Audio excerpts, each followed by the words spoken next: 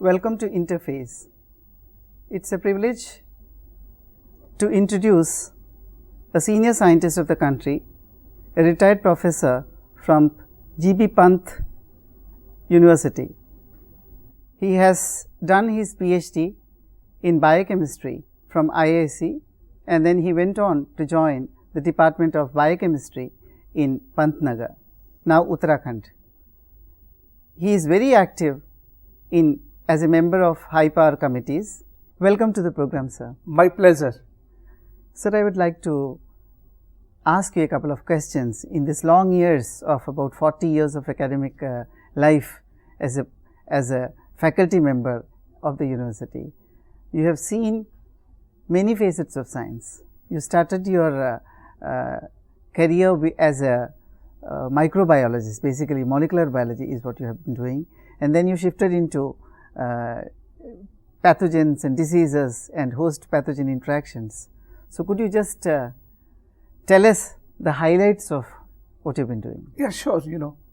When we joined, let us say, our early education program at postgraduate level, few things were more exciting. The molecular biology was still in infancy, and we were excited more by the metabolism, physiology and biochemistry, because those were the things we have started to understand things from descriptive to chemical based, and that is why biochemistry was considered very high. Okay. And at the initial stages also, when we started our master's program, the concept of research was introduced, which gave us training in methodology, okay, and would let us ask very small question. Okay. For example, when we started our MSc dissertation, the big question was, in developmental biology, you have spores which spoil your food, okay, and sometimes they also cause food poisoning. Yes. Everybody has heard about them. They produce toxins, they produce antibiotics. Okay. But the important thing, this they do during the process of sporulation. Yes. And to say it very simply, what it does is, when you have bacterial binary division, the septum is formed in the middle. Yes. And then through intricate metabolic and genetic decisions, the bacteria decides to form the septum on one of the pole. Right, right. And so that pole develops now into spore, and the other becomes the mother cell. So you have different biochemistry and different everything. So the very logical thing to do is that you first look what is the trigger for sporulation. Exactly. That was the question. Okay. What kind of signal? It has to be a metabolic signal. Okay. See, either nutrient depletion. Depletion. So what we used to do is give it inhibitors. Okay. Compete with some metabolic, and then see whether sporulation or anything will be affected. Okay. For example, in our cases, we had to use amino acids. Yes. So yes. I prepared esters and checked. And you'll be amazed that one of the branch chain amino acid esters will permit vegetative growth, yes, but will not permit the sporulation. But let me ask you, how did you really zero in on amino acids? Because when you grow these bacteria, these were known as chemically defined growth medium. Earlier, you just put the yeast extract and other semi-defined. So some of these could be defined. And then when you have these auxotrophs, the advantage is you are limiting them of one amino acid. So you can control the metabolic profiles. Okay. And especially if these are branch chain amino acid, then you have three of them together. Okay. Right? So this was chance. We chose one from each. Okay. And then when we tried this leucine ethyl ester, chance was also that this was easy to esterify also. Right? So we esterified and tried it, and we will put into the medium instead of leucine or along with leucine. The growth was never affected, either because the esterases were there or maybe whatever it is. But sporulation was always affected. There was inhibition of the sporulation. Okay. So the growth will get arrested at whatever stage you do. Okay. So that was very exciting, and that is when we thought that somehow the metabolic regulation is related to genetic regulation. Okay. In fact, prokaryotic style of life itself is that. Yeah. At a drop of a hat, they change their gene expression patterns basically. But what I was wondering is that this particular amino acid alone became a key in triggering or inhibiting a particular biochemical pathway. we have no clue even today. Okay. You know, but subsequently, when after my postdoc from University of Illinois, I returned, we shifted to glutamine synthetase because there was a chance discovery in our lab. We had this Bacillus brevis. Okay. This organism will grow happily if you give them a keto acid and the ammonia. But they will not sporulate. Okay. Give the corresponding amino acid, like pyruvate or ammonia, it will grow. Okay. But give it pyruvate, instead that alanine, it will sporulate. Okay. Alpha ketoglutarate and ammonia, it will grow. But give it glutamic acid, it will grow as well as sporulate. Sporulate also. So we thought that nitrogen metabolism is very critical. So is there a threshold concentration of these two components? No, which actually they are used as something like 20 millimolar as a growth medium. All right. And you don't change much. Okay, okay. But see the metabolic, at that time we did not have these, we could not do the metabolomes. Okay. If we had done it, we would have known the pattern. Maybe it's not too late even now to look for those. Okay. That when you have reached this stage when the sporulation gets initiated. Incidentally, sporulation through morphology was divided into several stages. Stages 0, 1, 2, 3, 4. And then these were known as committed. Yes. So you will have some cells getting committed to 0, some will get committed to 1, 2, 3, 4.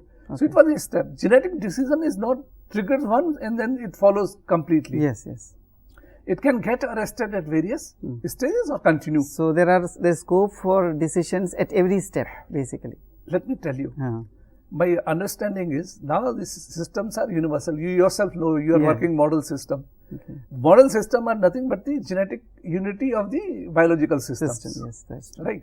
People are working now in Drosophila and working on the cancer. Any carcinogen, you can induce any kind of cancer now in the Drosophila. Yes. Professor Pradeep Sinha is working in IIT Kanpur. It was a pleasure to see it. Dr. Lakhotia is using them as the model system. They believe that whatever, so you can even have drug screening in Drosophila. Which is, I think, is amazing. Yes, yes. Right? In fact, it has been used as a model for neurobiological disorders of long back. man. Dr. Obed Siddiqui used to use them. Yes. Right? Yes. His lab will use them. Olfactory sensors. Olfactory sensing and other things. That's true. So they have basic biological process. The difference is only details. Details, yes. So I think the nature workshop it does is just multiplies the DNA by duplication, and then the duplicated gene serve as a workshop for the nature. That's true. And let it's the raw material to be perfected. You have so many parallel systems which are being perfected. And then you get the orthologs and paralogs.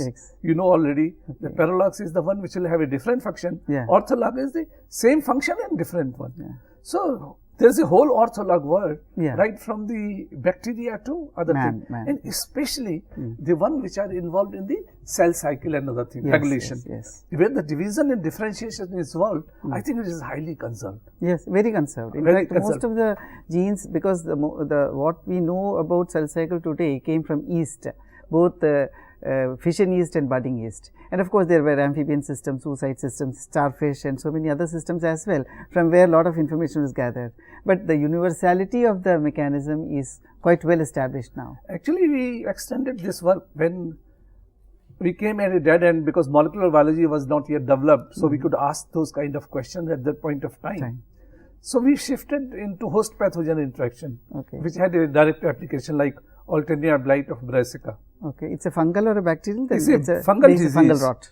And it's parasitic disease against which nature was unable to evolve any resistance strategy.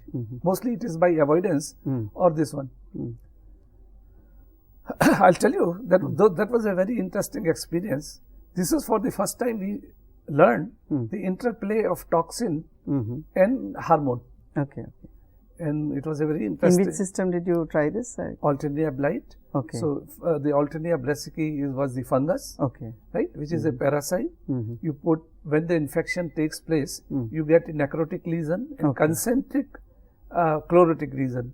On the leaf. On the leaf. We look concentric because they were distinguished because they were green islands between the various cycles. And subsequently we could show that what happens is during the infection the spore comes, germinates, produces what we discovered was necrotic toxin, Okay. causes necrosis, which then grows saprophytically, Okay. and you have the production of toxin as well as hormone. Okay. Hormone, it takes, this is the paper published current in Science. Achha. So what hormone does is, it protects certain cells. Okay. So Which that means the infection actually instigates the production of a hormone in the leaf. it's very interesting, you know, the smartness of the fungus. Okay. It sporulates only as biotroph. Okay. So it has to keep certain cells alive. Okay. But it has to suppress the immune response or resistance response of the host. Yes, that's true. So it has a chlorotic toxin, which is a systemic toxin, and will ensure that the host response do not get. And there will be green island, which will actually, it's like a law of parallelogram. Okay. And a certain amount of concentration of hormone will ensure that there will be green islands, living cells. Okay. And so that is why the nature is unable to develop any resistance strategy. In fact, most of these interactions are where the parasite has to survive at the expense of the host. It wouldn't kill it because its own survival is at stake. Exactly. Okay. And it wouldn't let it work also develop a strategy. That's true. That's because there is no pressure. Its chlorotic toxin diffuses. This is destruction B. Okay. So it diffuses and suppresses everything. Okay. So there is no living cell. Okay. So plant has no strategy. It can't do anything, poor chap. So in fact, the prokaryotic is smarter here, obviously. Fungus is not prokaryotes, but yeah, sure. Microbes are smarter. Yeah, that's true. In this case, they have. In this case, they have. I'll say they are smarter than scientists also. All right. It took quite some time for us to understand the mechanism.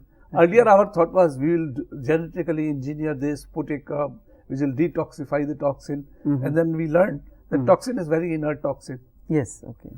And we could prove that by isolating it from the infected cells. It has been characterized already, this toxin? It's the destruction B. Okay. It's a decapeptide, cyclic decapeptide, mostly made of, why mostly? All the non-polar amino acids are there. Okay. And you have small variants only, it is highly conserved. Okay. Right? So that is, it cannot be modified, it cannot be done anything, you can't do it, it's very sitting where it is. Immune to the host's defense. Let's say some early reactions. Okay. If you leave it in forever, after all, these are peptide proteins, bonds, they will tend to degrade. Yes. But their half-life will be very long. Very long. Professor, after this part of your scientific career, did you move on to further arenas in this agriculture? Sure. See, after this, we got this antagonism. We said where it will be affected. Okay. And then the regulations, the PR proteins were supposed to be the kinases, so we started looking at that. And then Arabidopsis genome was worked out. Yes. And then MEP kinases were coming. So naturally, for us was, like you know that there are many networks. Yes. And MEP kinases are considered very key for the regulation of cell cycle as well as the phosphorylation cascades. Phosphorylation cascades. And like in Arabidopsis, the first one is attached to the receptors. Okay. So you have a very variety, 80 of them. And then you have, they converge into 20 MEP kinases. Yeah. And then you have the MEP kinases, which are again slightly more than this one. There will it's be like a spy behind a spy behind a spy. Yeah, obviously. No, see, the idea is they become the junction points. Yeah. So you initially have kinase, then you have kinase, and then you have the MEP kinases, which takes care of the phosphorylation of the transcription factors. Yes. So that in transcriptome, you get various proteins ride on or ride off. Okay. And then you can recognize which promoter to go through. Okay.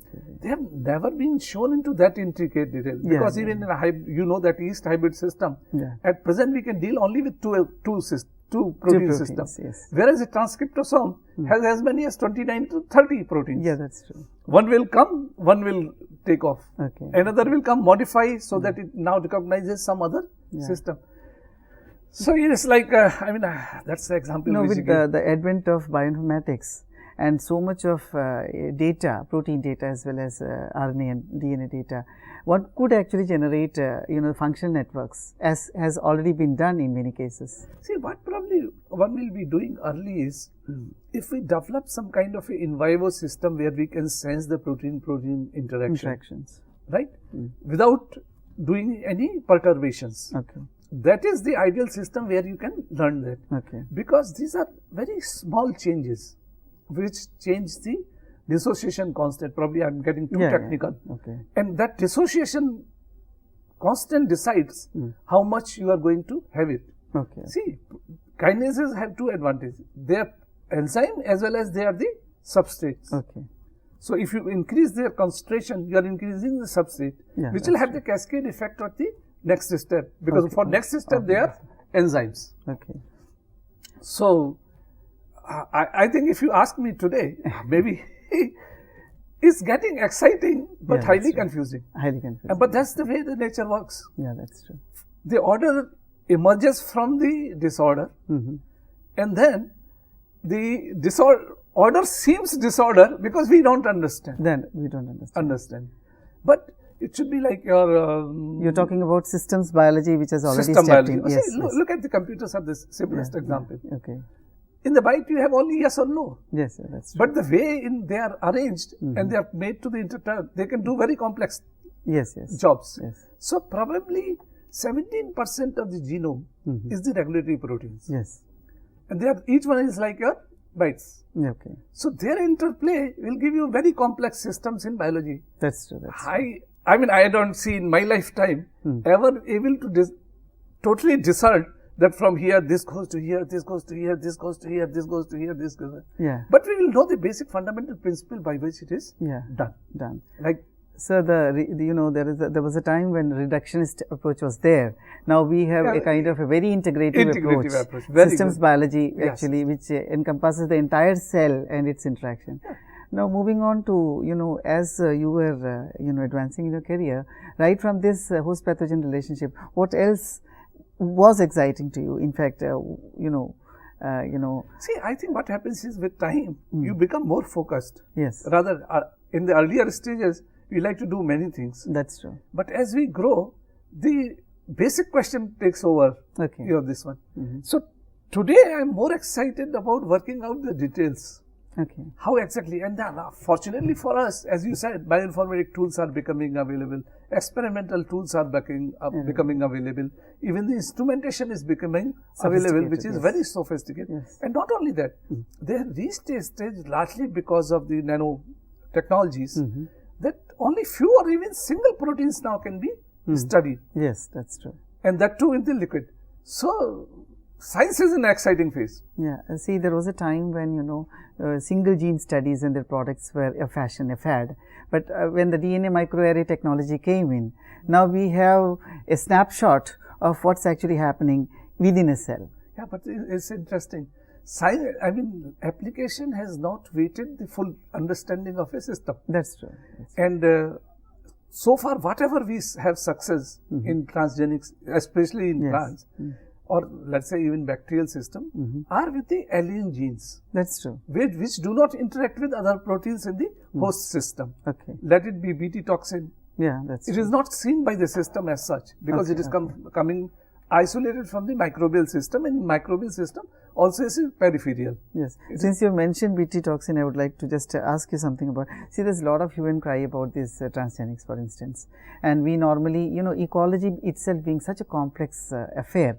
When we do these kind of transgenics, are there really thorough studies which say that when you introduce a gene into a system and that particular plant or GMO is introduced in an ecosystem, what are the fallouts? It's such a complicated question. I don't think anybody can answer. No, I think this apprehension of unknown only is already there. But you are a biologist. You know mutations takes place by millions every day. Yeah. Even your all cells are not identical. True. And with those mutations, your own genes become alien. That's true. Right? The nature has everything. It would not have survived that long. See, evolution came, but evolution came in a very ordered way. Yeah, that's true. Through a randomness, the orderliness has created. Let's take the Bt toxin. It evolved in bacteria to kill the insect, to check their population. Yeah. What we did was, we isolated first the Bacillus thuringiensis from the dead larvae. The cry protein. Yes. Found out that there is a cry protein, found out the gene, and then we, just curiosity, we said, if we gene, we transfer. Fortunately, today the regulatory system for transgenic is as stringent as for any foreign drug. Okay. And see, if you ask me, can you assure me that in trillion years there will be no case who would have died for this one? That doesn't make any sense. That it doesn't make any sense. Not relevant. Okay. But reasonable, and that's our regulation also. They are very reasonably safe. Okay. You cannot do a thing. Even our genetic engineering, we do use the natural genetic engineer agrobacterium. Yes. So you don't do anything unnatural. Okay. I don't know why there people are doing. This would have happened somewhere. If you have enough access, you will suddenly find a plant which will carry this Bacillus thuringiensis kind of gene, which will be insecticidal protein. We don't have resources and other things to find it out. Yes. Right? So what we have done is, we have converted that into a plant gene which does not interact as tested by, it does not harm the plant, it does not harm the animals, it does not harm the ecosystem. But what I'm doing, I think, I shouldn't say that, but I have somehow this gut feeling, there's certain vested interest. Yes. Because Bacillus thuringiensis, BT gene, what it has done is, it has affected the pesticide industry. That's true. Right? Yeah. Cotton was the maximum user. Yeah. And there's a significant drop in the sales. Yeah. If we introduce BT brinjal, let us say again, there'll be further drop. That's true. So if these can be delayed, fine. All right. So sometime I have a gut feeling that these are more likely to be corporate wars. Having worked in private sector, I can tell you that business is not always producing and selling. That's true. They have to do it. Because in several instances we have seen, and even now it is happening, and I will caution everybody through your program if it is possible. Like we are getting scared, so we are auctioning our technologies, which are purchased at very high prices by MNCs or let us say very big industries. They are not interested in your technology. They are interested so that this technology should not go to our indigenous. So they are going to kill the technology deliberately. Okay. So they make it that. We have to be very careful, and we have to have some policy decision on this, so that it is protected. So the governmental agencies, need to NGOs, take into the account. They need to step in to look into this aspect. Sir, I'll ask you something which is unrelated to this, what we have been talking about. Now, agriculture is around 10,000 year old. Now, the modern agriculture, we rely on monoculture basically, which ecologically speaking is not a very congenial thing. You are trying to propagate a single species. Now, the thing is that when you are actually generating that itself attracts a lot of pests, insects, microbes as you said, or fungus, basically these pathogens, which have a very lush area where to thrive. So, this doesn't it actually lead to further complications? See, I think it's a question which is a little more complex than the way you are perceiving it. Number one, 2 or 3 stages are happening. You know that we have gene banks. Where all the wild species we are doing it. But this biodiversity is dynamic. Yes. So no matter when you collect, you have frozen evolution at that point of time. If in the ecology, there is a principle, I don't recall the name, but the example is very vivid. There are 3 components, the deer, grass and lion. Right? When the grass is ample, deers have a lot of food, so they also become more. And then they become more, that means lion will also perpetuate. So what will happen when deer become more, the grass will become less because they are eating lots. Lions will become more because there are more deers. When lions have even the deer, the grass does not get consumed by the deers, so it propagates. When the population of deer has decreased, the lions do not do. So they will never be zero, but there will be a depletion. So nature has its own way of checks and balances of doing that. That's true. When we intervene, what we do is, rather than going like that, major amplitude changes, we make that there remain changes within a stable. So we prefer a steady state, which is more this one, which is our comfort zone. If nothing changes too often, it's almost like a steady state. It's almost like a steady state. So you have more human beings, so family planning will come. See, Okay. our first target should be that human population should be controlled. That's true. Then the food requirement will be controlled. Then you will have the productivity level increased. So you will further get release of the land, That's true. right? And again, you will have the wilderness again, right? Whereas you wait for some catastrophe to happen, and then the whole process will start again, which many of us believe. That is what it happens every 5,000 or 10,000 long. There are scriptures say and other things. Or a cyclical process. a cyclical process takes place. Or we reach a stage in the science where we can totally bring about this steady state. Okay. So, monoculture I am not worried. Number one, too many varieties. Yeah. BT cotton itself now is sold, I think they are worried about it, 1,300 varieties. But that's your genetic diversity within that, right? In fact, I think I have heard that thousands and thousands of strains of BT have been collected by many working groups, and they are trying to characterize the gene because each can actually kill a particular class of insects. Basically. Exactly. I mean, because there will be mutations. So, and the insects have receptors. So, various different. We do not have those receptors. That's true. So, BT toxin is a misnomer. Yeah. It's not a toxin for us. It's all for human beings. It's only for the insects. That's true. So, as the mutation takes place, their host spectrum will change. Okay. Right? And that is what they are looking for. That's true. And then you do the classifications because major changes do not take place. So, you have various domains which is come because of the gene combination, or in the protein some mutations have taken place. Okay. Thank you, Professor Garg, for illuminating us with your views, and your vast experience, I am sure, is going to be an asset to the viewers of this program. Thank you so much. Dr. Manish. We really enjoyed this, and I am sure I live to see science progressing where it becomes more relevant and more purposeful for the society.